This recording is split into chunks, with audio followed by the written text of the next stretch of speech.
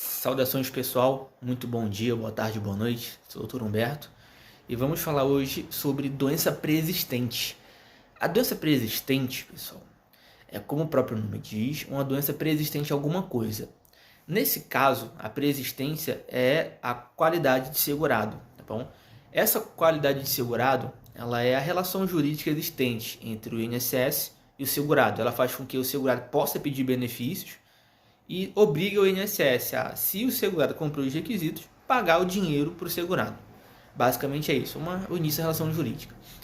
Essa qualidade de segurado tem início para o segurado que tem carteira assinada com a assinatura da carteira e para os demais, né, com a primeira contribuição em dia, salvo algumas exceções, mas via de regra é isso, vocês precisam entender, tá bom?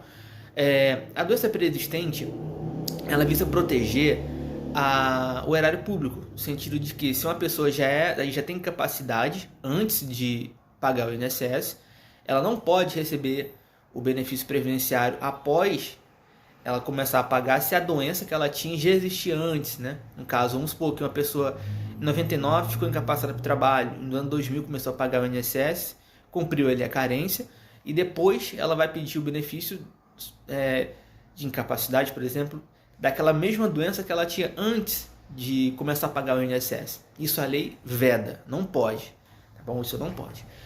Uma coisa que as pessoas confundem muito, e o próprio INSS confunde muito, é a diferença entre incapacidade laborativa e doença, tá bom?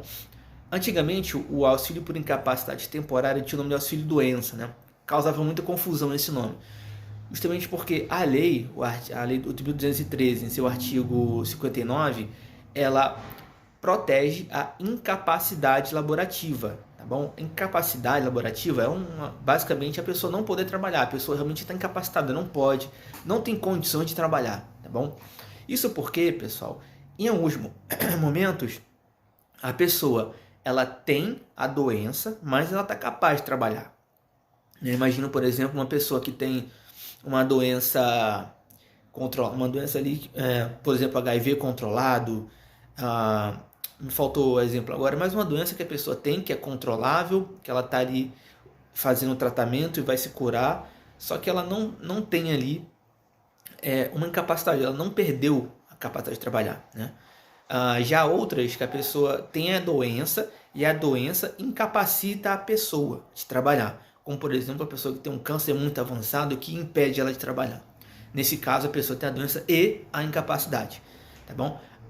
Quis fazer essa diferenciação para vocês porque o INSS ele costuma confundir a doença com a incapacidade. Imagina, por exemplo, o caso aqui de uma pessoa chamada João. Vamos imaginar, começou a trabalhar ali em 2010, né? Primeiro emprego da pessoa, tá bom? E ela começou a trabalhar em 2013, ela ficou incapacitada, mas ela tinha uma doença desde nascença, por exemplo, desde, sei lá, 98, vamos supor aqui. Essa pessoa tinha doença desde muito tempo, só que a incapacidade ela só ocorreu após ela ingressar no regime previdenciário. Então, por mais que a pessoa tenha uma doença pré-existente, a incapacidade dela ocorreu após a qualidade de segurado, a carência, então ela vai ter direito ao benefício, tá bom? A última situação que eu queria falar com vocês é do reingresso da pessoa no regime de previdência. A pessoa, ela tem, qualquer pessoa que contribui ao INSS, via de regra, ela tem na verdade ela vai ter, né, período de graça. Você estava contribuindo ou foi demitido, parou de pagar, você não paga mais contribuições para o INSS, né? Aí você tem ali um período de graça, tá bom? Via de regra de 12 meses, para o facultativo são 6 meses. Se você não pagar essas contribuições depois do período de graça, para retomar a qualidade segurada, você perde essa qualidade, tá bom? Perdendo a qualidade, para você reingressar, você precisa cumprir os requisitos de um modo diferenciado. Não todos, mas ali pelo menos a metade de alguns, enfim.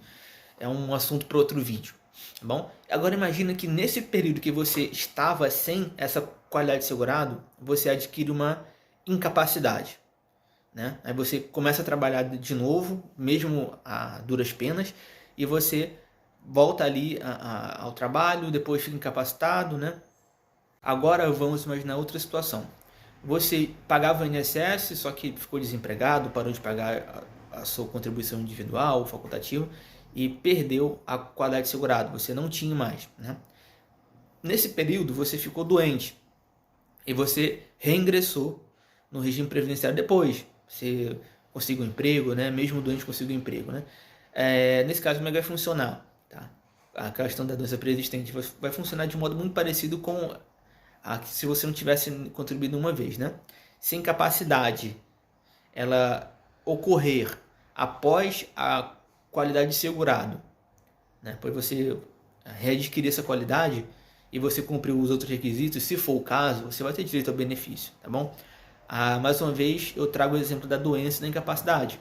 Se a doença se iniciou quando você não tinha a qualidade de segurado, mas a incapacidade surgiu após você ter, você vai ter direito ao benefício, tá bom? Agora, se a incapacidade surgiu antes do início da qualidade de segurado, aí infelizmente não vai ter ali o direito ao benefício, né? Por conta desse impedimento legal, tá bom? Como se comprova a incapacidade, né? Basicamente, pessoal, por laudos médicos, tá bom? Laudo médico é perícia médica. A gente não tem muito ali um documento, uma bala de prata para resolver esse problema, mas, via de regra, a gente comprova isso com laudos médicos. O ideal é que você tenha laudos médicos e exames médicos, dependendo do tipo de doença que você tem. Por exemplo, uma doença de natureza neurológica necessita de laudos e também de exames médicos, né? Ali diversos exames que, se você se acompanhar com o médico regularmente, ele vai te passar ali os exames para você fazer e tudo mais, tá bom?